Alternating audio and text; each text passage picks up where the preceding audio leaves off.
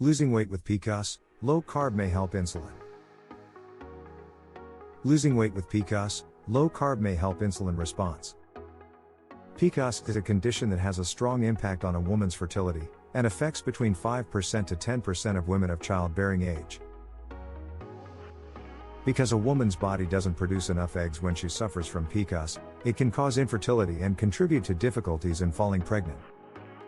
Most cases of PCOS are not genetic, but they are all related to hormonal abnormalities. The reason not enough eggs are produced is because of an excess of the androgen, or male hormones.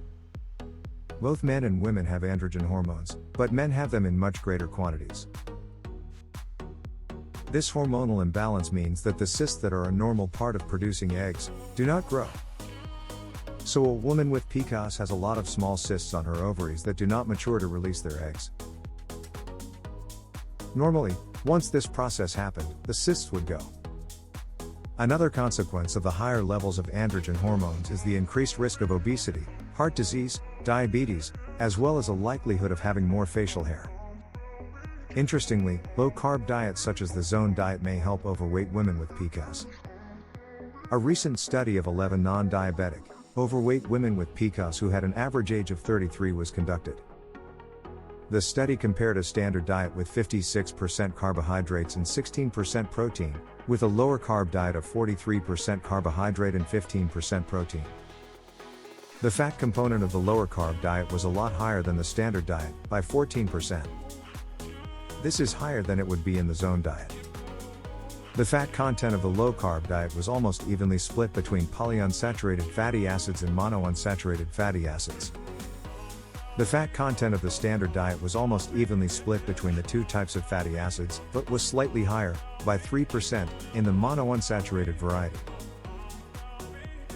A third diet, one high in both carbohydrates and monounsaturated fatty acids, was also compared.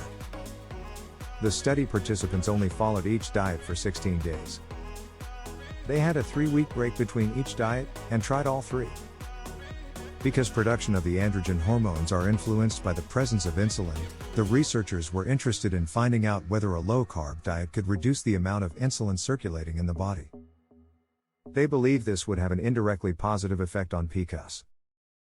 The results of this study found that whilst hormones that were circulating weren't significantly affected by the lower carb diet, the women's cholesterol, fasting insulin levels, free fatty acids, and their response to insulin were positively affected.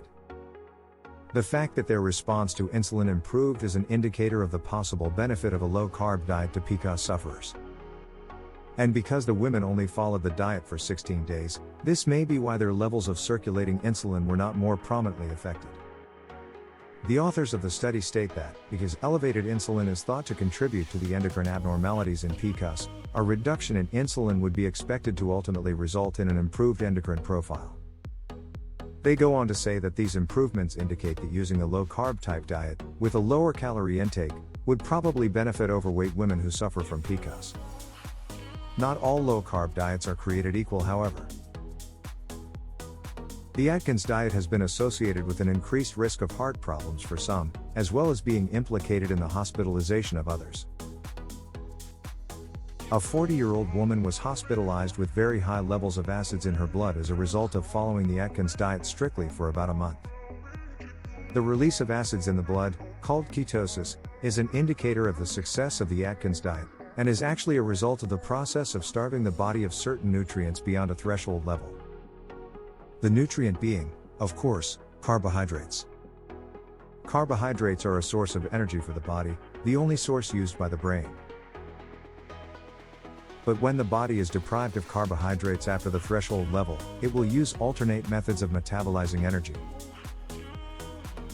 It uses stored fats and protein, but this is not a very biologically efficient way of producing energy for the body. So, there are a lot of acidic metabolic byproducts, called ketones. These are released into the bloodstream, to be excreted by the body. In the case of this woman, these metabolic byproducts weren't excreted fast enough and built up in her bloodstream. She was vomiting 4 to 6 times a day. This buildup of blood acids represented a dangerous situation and she was admitted to intensive care. The Atkins Foundation responded that this woman must have had abnormal metabolic or clinical issues.